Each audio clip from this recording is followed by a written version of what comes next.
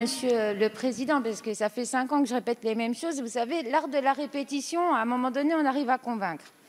Donc, nous attirons de nouveau l'attention du gouvernement sur la taxe sur des salaires pour les hôpitaux publics.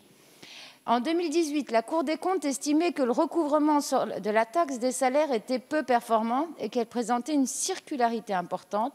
Elle proposait ainsi une piste de simplification qui pourrait être explorée en excluant du champ les établissements publics nationaux sans activité lucrative et les organismes de sécurité sociale. En 2018, c'est une idée de la Cour des comptes. Vous voyez, ce n'est pas une méchante idée des méchants députés de la France insoumise, c'est la Cour des comptes qui vous le propose.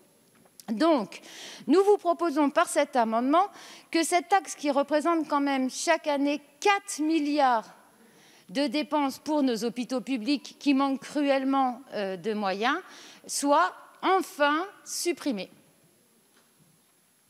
Monsieur le rapporteur général, défavorable. Madame la ministre également. Défavorable. Madame Piat. Oui, merci Monsieur le Président. Non mais excusez-moi. Tout à l'heure, à la motion de rejet, vous m'avez dit que vous vouliez débattre. Alors, excusez-moi, j'ai envie de débattre et j'aimerais bien avoir de réels arguments pour... non, pas vous, Monsieur Vallaud, effectivement. Non, je voudrais des vrais arguments sur ce défavorable quand on sait que c'est une proposition de la Cour des comptes, s'il vous plaît. C'est facile d'un moment donné de nous dire on veut débattre, on est là pour débattre et d'avoir juste des défavorables. Monsieur Dor, on va donner la parole à Monsieur le rapporteur. Monsieur Dor, avant de donner la parole à Monsieur le rapporteur général.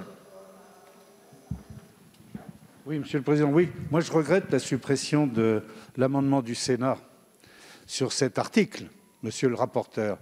On l'a déjà dit, ce transfert, qui est un transfert budgétaire, c'est de la tuyauterie entre la branche famille et la branche maladie, près d'1 milliard d'euros qui vont passer de l'un à l'autre. Ça met en panne la politique familiale qui est déjà dans notre pays terriblement impactée par un déficit de naissance chaque année, vous le savez, par des diminutions des allocations en faveur des familles. La politique familiale ne doit pas être traitée comme cela. Et faire un transfert d'1 milliard qui passe de Paul à Pierre, c'est quand même très désagréable et je trouve regrettable que vous supprimiez ce qu'a fait le Sénat, c'est-à-dire revenir à ce qui était l'annulation de votre projet. Monsieur le rapporteur général. Oui, Madame Fiat, on peut débattre, on peut toujours débattre et vous avez raison. Mais sur le fond, en l'occurrence, nous vous avons déjà répondu largement en première lecture et dans les débats précédents. Et surtout, on peut débattre, mais en parlant véritablement du sujet. Et en fait, votre propos n'a rien à voir avec l'article en question. Je mets donc aux voix l'amendement de Madame Fiat, défavorable, commission gouvernement, qui est pour, contre, rejeté.